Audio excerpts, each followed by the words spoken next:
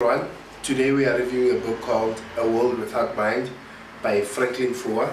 Franklin Foer is an editor and is quite good. Reading this book is a challenging effort. You'll learn a bunch of new words like agitprop. Don't know where that word came from, but at least I now know what it means. This is the kind of book you need to read behind a desk where you have an old pack. It's got a lot of wisdom in it. While I was reading this book, I was shocked that some of the stuff shouldn't be on a book, but it is. If you want to learn about history of philosophy, high-tech companies, Silicon Valley, this is a book to read. It really is a rewarding experience. If you read for 40 minutes a day, you will go through this book in 2 weeks. It has a lot of insights, and the author is able to pin down the philosophical foundations of Facebook, Amazon, Google. Like for instance, for Facebook, he goes all the way to Leibniz.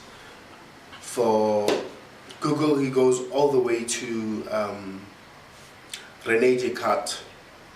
So it's a very interesting book in that you learn about philosophy and technology at the same time. You also learn about journalism, the history of journalism, basically all the way before the First World War. How did journalism begin to take form? The reason journalism appears to us as it is today, what shaped its current forms, etc. So it is a good book. Even if you're not interested in Amazon, Facebook, Foer does explain how these companies, Facebook, Amazon, Google, Apple, threaten our future. But I'm still not convinced because even the author somehow skipped Apple. I don't know how he, even though Apple appears in the subtitle of the book, he doesn't go into detail about it. But Facebook makes sense. Google and Amazon, how Amazon treats its authors, how Amazon threatens the discipline of journalism and trained authors into basically allowing every Tom, Dick and Harry to be able to publish a book now. It actually undermines the craft of coming with a book, but many are grateful for the opportunity to have been published by Google at this stage.